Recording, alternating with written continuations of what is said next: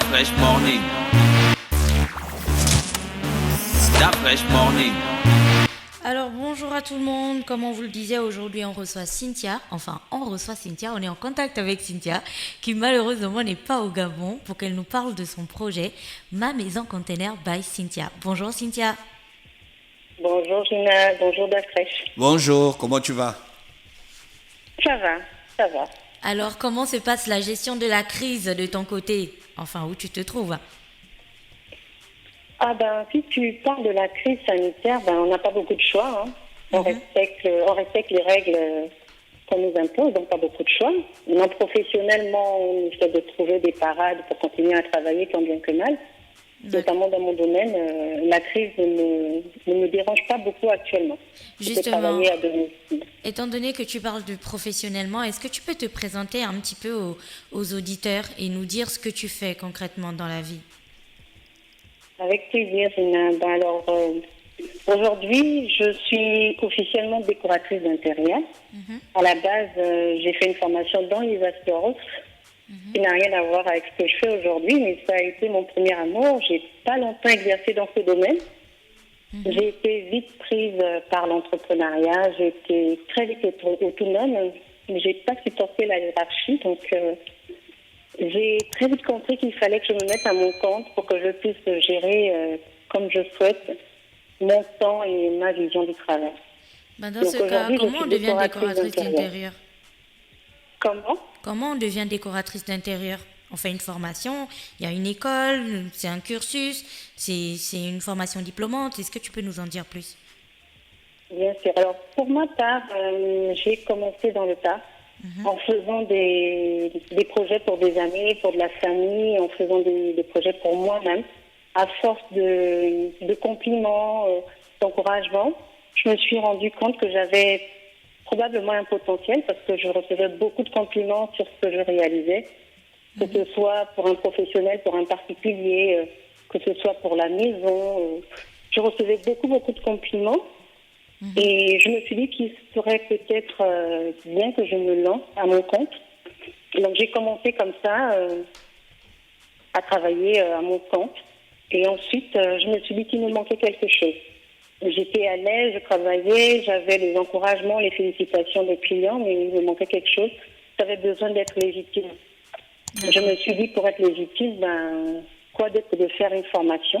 Et je souhaitais aussi avoir une certaine technicité parce que j'étais assez limitée dans mes projets. Il fallait avoir recours à un architecte. Parce qu'il y a bien des choses que je n'ai pas le droit de faire en tant que décoratrice. Et surtout, à l'époque, je n'avais pas le diplôme. Donc, je me suis dit qu'il serait plus légitime pour moi de faire une formation. D'accord. Alors, aujourd'hui, ce n'est pas une obligation d'avoir une formation diplômante pour être décoratrice d'intérieur. Mais moi, pour mon cas, j'ai souhaité le faire. Donc, je me suis formée auprès d'une école à Paris, MMI Déco. Elle est sur Paris Centre. Et j'ai obtenu mon diplôme en 3 mois. C'est un diplôme qui a l'équivalent d'un BTS. C'est un diplôme niveau 3. Donc, cela m'a donné la possibilité d'avoir officiellement le titre de décoratrice d'intérieur, conseillère en design d'espace. Et je fais également dans la rénovation, le suivi esthétique de chantier, du home staging. Tout ce qui a trait à la décoration d'intérieur. Et donc après avoir eu ce diplôme, est-ce que là concrètement, tu peux nous parler de certains projets qui sont visibles du grand public que tu as fait avant, bien entendu, qu'on arrive à Ma Maison Container, parce que ça c'est un autre concept. C'est vrai que tu as dit que tu avais des amis, de la famille et tout, mais est-ce qu'il y a un autre projet sur lequel tu as travaillé, un autre produit qu'on peut voir ici à Libreville? Oui, bien évidemment. J'ai beaucoup plus travaillé pour des particuliers. Alors, pour les voir, évidemment, il faudrait être en contact avec eux. J'ai pendant longtemps évité de publier mes réalisations sur les réseaux sociaux, donc il n'y en a pas beaucoup. J'ai beaucoup travaillé avec des particuliers. J'ai travaillé avec une professionnelle dans l'esthétique. Alors, celle-là, donc, vous pouvez la voir, effectivement. C'est le salon d'esthétique d'Awa, dans la galerie, comment appelle-t-on cette galerie à lui? La galerie du voilier à lui. D'accord. Ah, d'accord, ok. Après, c'est auprès des particuliers. J'ai également le cocon douillet d'Alcynthia. C'est un appartement meublé que je mets à disposition des clients pour de la location saisonnière. D'accord, j'ai déjà vu ça sur Facebook. le cocon douillet by Cynthia, c'est ça? Je n'ai pas entendu. Je dis, j'ai déjà vu cette page sur Facebook, le cocon douillet by Cynthia. C'est bien ça? Exactement, c'est exactement. C'est l'une de mes réalisations. Vous avez aussi dit Apartment. Oui. C'est justement le premier projet que j'ai réalisé. C'est un appartement d'une très très très bonne amie à moi qui m'a fait confiance sur la réhabilitation de son appartement. Donc c'est parti de tout. On a tout refait, la plomberie, l'électricité. C'est vraiment ce projet qui m'a donné confiance en moi en fait. Il s'appelle The Apartment, vous le trouvez également sur Facebook. Sur Facebook, oui, ça aussi j'ai déjà vu. Alors, comment on passe? Parce que tout à l'heure, tu as dit qu'en tant que décoratrice d'intérieur, il y a des choses que tu ne peux pas faire. Il faut faire appel à un architecte et il y a des choses que tu n'as pas le droit de faire. Il faut faire appel à un architecte et ainsi de suite. Donc, on passe de décoratrice d'intérieur et on fait une maison dans un conteneur. Qu'est-ce qui s'est passé?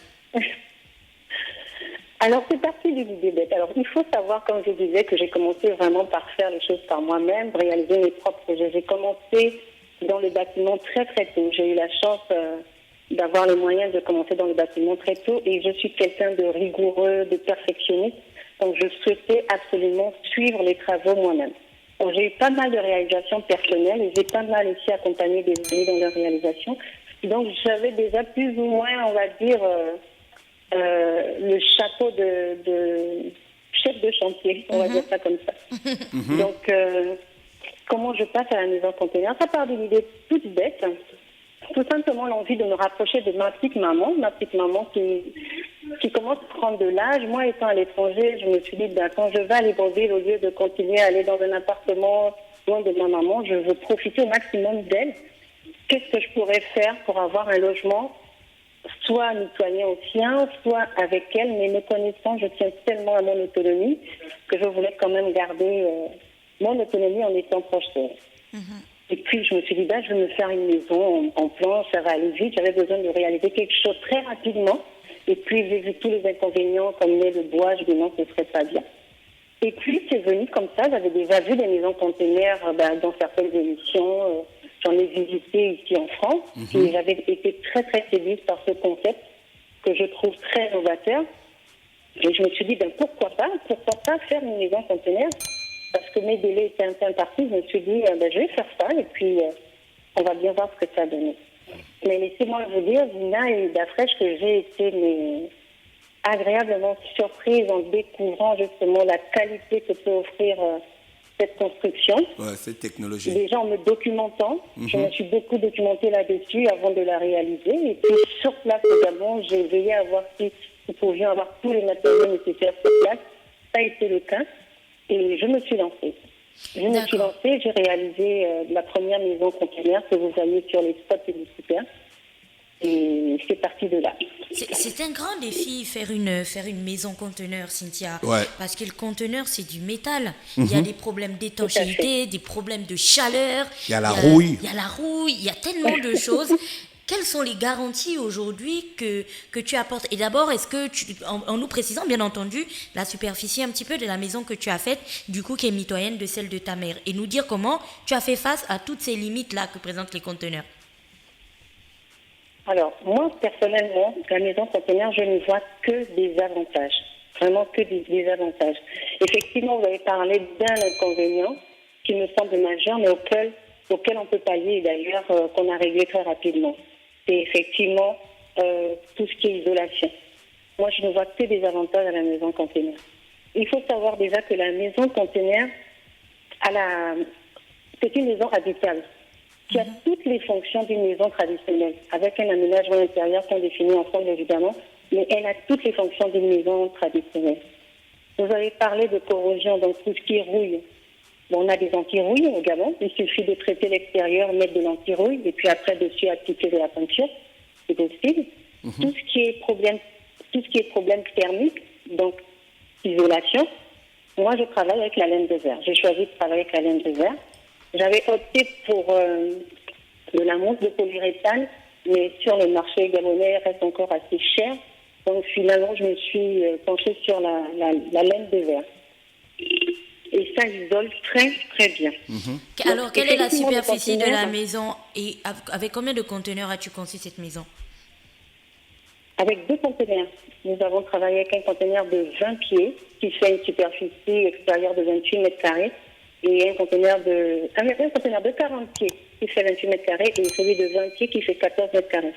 Donc en tout, en surface habitable, nous avons 39 mètres carrés. D'accord. Mais Cynthia, un conteneur, tu m'excuses, un conteneur, c'est très moche. C'est carré, c'est rectangulaire, c'est des plaques métalliques et tout. Comment tu as pallié à ce problème pour par exemple faire entrer la lumière, pour lui donner des courbes et un design assez intéressant?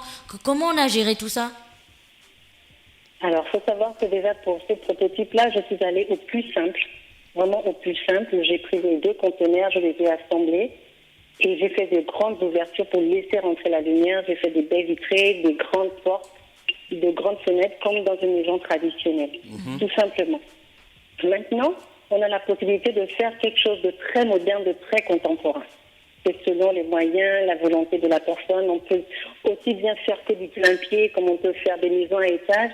Elle est très modulable, la maison conteneur. On peut faire tout ce qu'on veut de ces cubes. On peut les agencer tels qu'on le souhaite, de manière à avoir une maison très design. Est-ce que les coûts sont abordables? Alors, tout est relatif. Ça, c'est une question qui me revient très régulièrement. Tout est relatif. Il faut savoir que moi, le but de la maison conteneur, bien que ce soit une maison, comment on va appeler ça aujourd'hui, moi, je dis que c'est une maison écologique parce qu'on fait quand même du recyclage. Bien que ce soit du recyclage, il ne faut pas penser que c'est forcément quelque chose à moindre coût. Ça reste abordable, mais ce n'est pas à moindre coût parce que comme nous parlions tout à l'heure de l'isolation, l'isolation, ça a un coût. Il faut habiller tout l'habitacle intérieur pour la rendre confortable et agréable. Et moi, personnellement, je mets un point d'honneur à travailler avec des matériaux de qualité pour avoir un rendu qualitatif, pour avoir de belles finitions. Donc ça a forcément un coût. Toute construction a un coût. Si vous devez comparer la maison conteneur telle qu'elle est aujourd'hui, le prototype, à une maison standard du même type, de la même qualité, vous ferez au minimum 20 à 25% d'économie par rapport à une maison traditionnelle. Donc je trouve qu'il y a quand même déjà un avantage à la réaliser. D'accord, on comprend. Et donc, la grande question qu'on se pose, c'est, Cynthia, quelle est l'ambition derrière? Parce qu'on comprend bien que toi, à la base, tu voulais avoir un chez toi, mais proche de ta mère. Après, tu as créé une page Facebook où tu as partagé ta création avec tout le monde. Et aujourd'hui, je me doute bien que la demande est grandissante. Du coup, quelle est l'ambition derrière ce projet? Alors, Gina, je suis moi-même très agréablement, parce que c'est très agréablement surprise de l'engouement que cela a aujourd'hui. Mais vraiment, je suis très agréablement surprise et contente d'ailleurs de voir à quel point la population gabonaise a été ouverte, parce que c'est ce que j'appréhendais quand je me suis dit que j'allais me lancer dans la réalisation de maisons conteneurs. Bien entendu, je suis accompagnée d'architectes, parce qu'il y a des choses que je n'ai pas la compétence de faire. Je suis accompagnée d'architectes pour les réaliser. Je suis satisfaite de voir l'engouement que la population gabonaise a. Quel est mon but? Quel était mon but au départ? C'était justement de faire adhérer aux gens ce type de construction innovante. Nous avons bien des maisons en planche, des maisons en bois, et je me suis dit pourquoi pas des maisons conteneurs quand on voit les avantages qu'elles vous procurent. Donc le pognon rentre. Pardon? Le pognon rentre. Alors, pour l'instant, je vais vous dire clairement... Pourquoi tu gardes le silence? Pourquoi tu gardes le silence?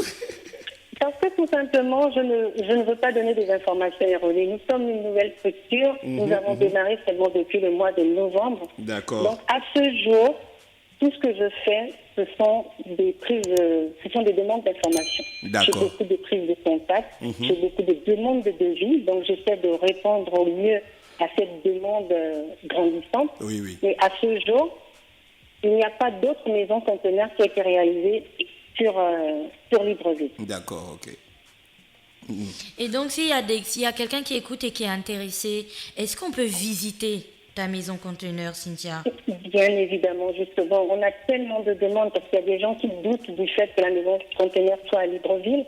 Il y a des gens qui veulent l'avoir de près. Donc, nous avons souhaité faire des portes ouvertes. Donc, nous organisons des portes ouvertes à compter du 20 février, sur 2 journées, donc le 20 et le 21 février.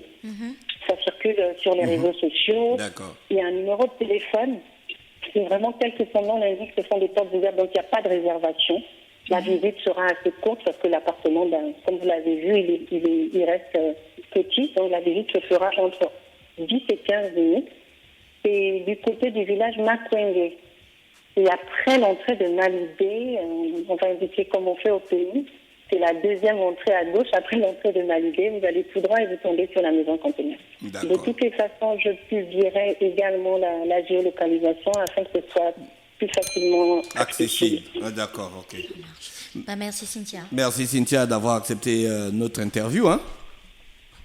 Je vous en prie. Voilà. Je tiens tout de même quand même à rappeler aux auditeurs les qualités et les avantages qu'ont la maison conteneur. C'est très important. D'accord, ok. Vous me permettez? Oui, oui. Alors, elle est écologique, la maison conteneur. Donc, elle est recyclée.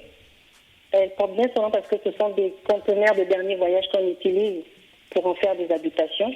Elle est modulable. Oui. Ils peuvent être posés, comme je vous disais, de part et d'autre de façon personnalisée. La construction est très robuste. Je vous invite à donner un coup de marteau sur une maison en briques et de faire de même sur une maison conteneur. Vous verrez bien la différence. Alors, qu'est-ce que je peux vous dire? Au niveau de l'isolation, ne vous inquiétez pas. Sachant que le conteneur est fait d'un matériau qui a la particularité d'être un conducteur thermique, c'est-à-dire qu'il subit grandement les variations thermiques. Sachez que l'isolation est indispensable. Oui. Et donc, on n'a pas lié à ce problème avec la laine de verre, comme je vous disais tout à l'heure. D'accord. Au niveau des délais de construction, pour la maison conteneur actuelle, sachez qu'on l'a réalisé en 35 jours. Des fondations jusqu'au dernier vase de décoration qui a été posé. D'accord. Donc, je défie quiconque de réaliser une maison traditionnelle avec ce délai de rapidité. Merci Cynthia, merci beaucoup d'avoir accepté notre invitation. Tu peux écouter Urban FM sur notre site internet depuis Paris, www.urbanfm.fm. Ce sera avec plaisir. Merci Gina et merci Dafresh. Dafresh Morning.